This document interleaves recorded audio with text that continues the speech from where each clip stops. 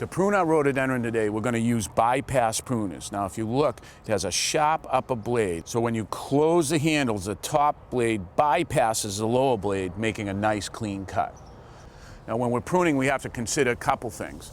Now, if you look at a stem like that, when you prune, you always want to have the sharp blade towards the tree to make a nice clean cut. If you turn the bypass pruners this way, you're going to end up getting a crush injury on the stem right there, and it's not going to heal well or grow out for us the way we want. The other thing is where to prune. You don't want to prune in the middle of a stem like that. We want to make our cut just above a live leaf, like right here. Now that'll heal nicely and put out new growth. Okay, let's go to work.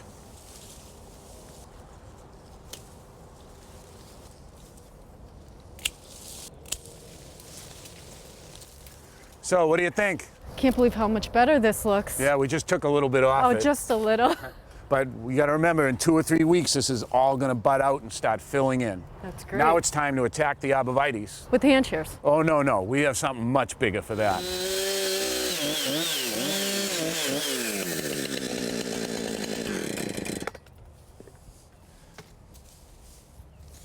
Well, now you can see we're left with a stump. We could come in here with a shovel and a grub hoe and dig like crazy and get this whole thing out. It's really a lot of work. Or we can just come in with a saw and flush cut it. I think we can work around that. Well, I brought you a few of my favorite plants. What I love to do is lay the plants out in the bed and get the spacing just right before we do any planting. I love the colors. Now, if you look on the front of the bed here, we're going to have to cut the grass out and make the bed bigger so we can get the plants in and some mulch. You ready to get planting? I am.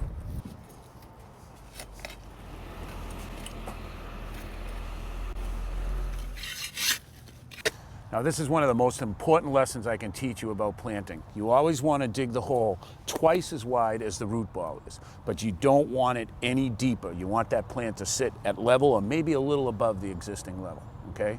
So the first thing we're going to do is we're going to pop this plant out of the pot. And this is what we call a plant that's root bound. It's been growing in that pot for so long that the roots, instead of growing out, they're now growing around in a circle. What we have to do is we have to tease those roots out so they'll grow out into the existing soil. So I'm just going to take this claw and rip away at it. All right, that's how I want it to look before I put it in the hole. So we're just going to take and set it in the hole. Height looks good. Now we'll just take shovel, use a shovel or your hands, whichever you prefer. Mix that in and we'll just backfill it.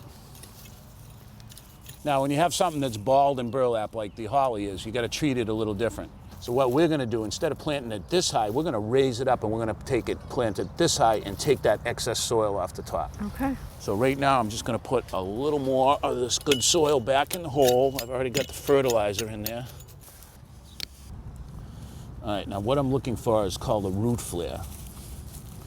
See how we're starting to get a little wider right there? Okay. That's where I want the soil to be. You can see how high this is. So I have to take that down? We're going to take it down. Now if you look, you can see how compacted all this soil is on the side of the plant. So we're just going to take the claws and loosen that all up.